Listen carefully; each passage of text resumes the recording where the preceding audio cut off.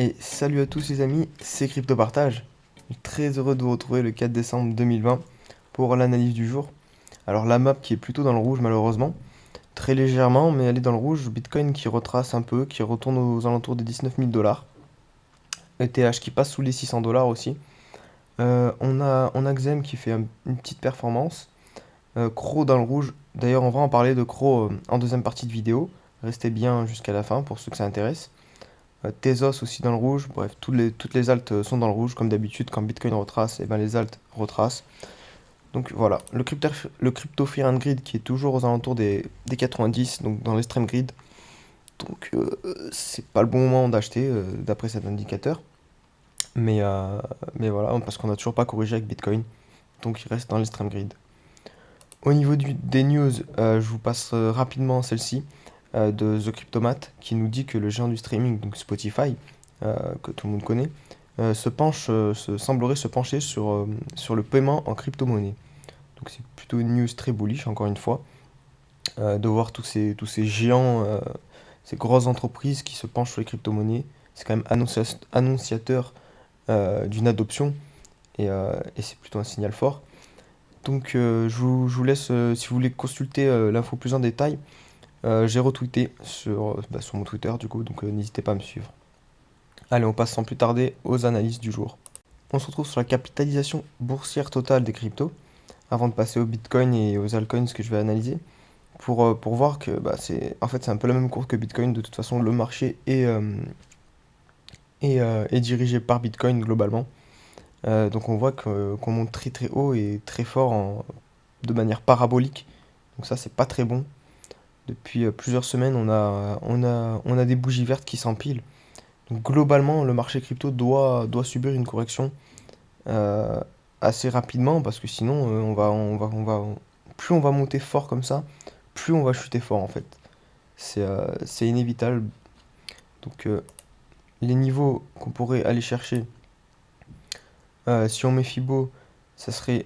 Ah, attendez, tout d'abord, je vais vous dire par rapport aux résistances que j'ai tracées. Donc il y a celle-ci aux alentours des 390 milliards qui semble assez pertinent puisqu'on avait un double creux et c'est à chaque fois à ces niveaux-là qu'on est venu toucher.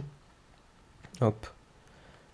Donc les niveaux de 390 dollars. On a aussi le haut du rectangle, du gros range. Mais lui, j'y crois moins parce qu'on a déjà fait un pullback dessus. Donc ça m'étonnerait beaucoup.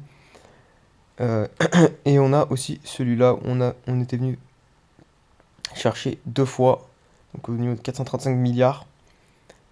Donc c'est le niveau que je privilégie là actuellement pour un retracement, je pense. Si on rajoute Fibo maintenant pour voir si ça tombe bien. Donc voilà, le 0,382 se situe entre les deux résistances, donc ça serait pas déconnant de venir ici. Après, pour le 0,618, j'y crois moins, étant donné qu'on a déjà fait le pullback. On passe tout de suite à Bitcoin. Donc Bitcoin, c'est pareil. Il a toujours pas retracé, donc en weekly du moins. On attend de voir ce qui va se passer dans cette zone-là, voir si on va se faire rejeter violemment ou si on arrive à se maintenir et consolider un petit peu sous la TH pour ensuite partir encore une fois à la hausse et reprendre ce rallye complètement fou qu'on a depuis pas mal de semaines là. Donc le scénario qui serait le plus bullish pour moi, ce serait qu'on monte aux alentours des 22 000, 25 000 dollars. J'ai pas mis les extensions de Fibonacci, mais je dis ça à vue d'œil, en gros qu'on pète la TH et qu'ensuite on a cherché plus haut pour ensuite venir faire un pullback sur la TH. Ça pourrait piéger pas mal de monde parce que, comme je vous dis, même moi je m'attends à ce qu'on revienne chercher les 13 800, mais peut-être qu'on ne reviendra jamais. Et, euh, et donc on pourrait monter très haut d'un coup et ensuite venir pour retracer sur uniquement la TH, la résistance de la TH du coup à 20 000 dollars. C'est un scénario qui est possible. D'où l'intérêt de faire du DCA ou de rentrer par petits paliers ou à chaque retracement comme on a eu là. Là, c'était un bon moment où il fallait acheter un petit peu de Bitcoin parce qu'on avait quand même bien retracé. C'était pas con d'acheter un petit peu de Bitcoin ici. En daily, je voulais vous montrer un indicateur je crois que c'est Crypto Future qui en parle souvent dans ses vidéos, qui nous a donné un signal d'achat. Donc oui, oui, d'achat alors qu'on est à 19 000 $. Donc c'est pour ça que je me dis que c'est possible qu'on aille plus haut en fait finalement. Parce qu'en fait ce signal il est très pertinent, il s'est jamais trompé. Regardez, ici il nous dit d'acheter. Hop, et derrière on part à la hausse. Pareil pour ici, juste avant les grosses bougies, hop, il nous dit d'acheter, on part à la hausse. Là, encore une fois, c'est pareil, regardez, chut. Donc c'est un signal qui est très pertinent et qui s'est jamais trompé. Donc est-ce qu'il se tromperait pour la première fois et derrière on va chuter jusqu'aux 14 000 $ et plus bas? À voir, mais en tout cas, par précaution, bah, moi personnellement j'ai rechargé un petit peu. Voilà, ça fait jamais de mal. De toute façon, c'est du Bitcoin pour du long terme, donc voilà. Mais ouais, cet indicateur qui nous dit d'acheter. Donc voilà. On va passer tout de suite aux altcoins, pas plus à dire sur Bitcoin. Voilà, je voulais analyser le CRO. Je pensais qu'il était reparti. Bah, finalement, il a recorrigé un petit peu. Attendez, on va enlever le H-Rebound.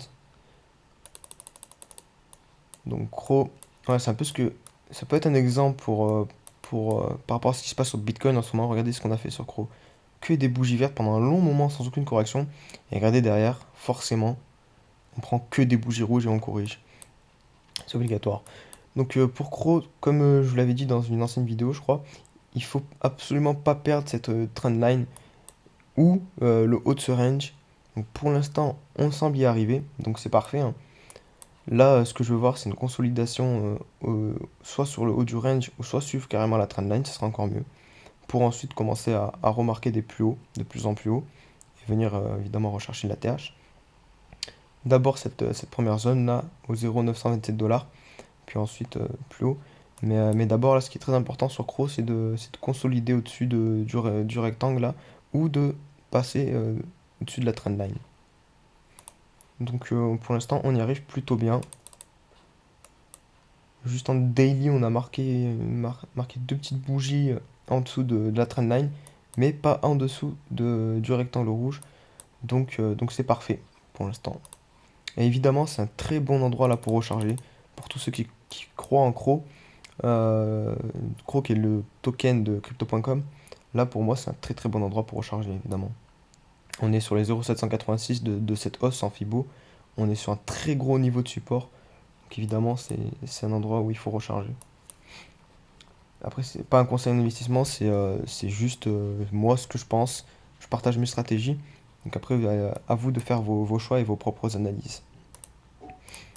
Voilà, on va faire un dernier token. Litecoin.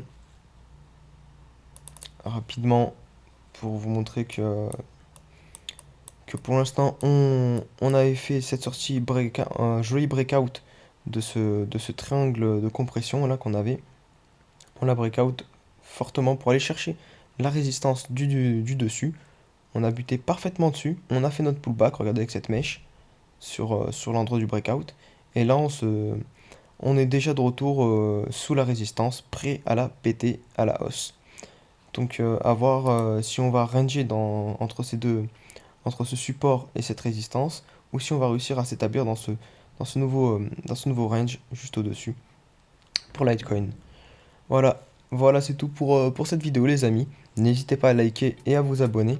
Et nous on se retrouve demain. Allez, ciao ciao!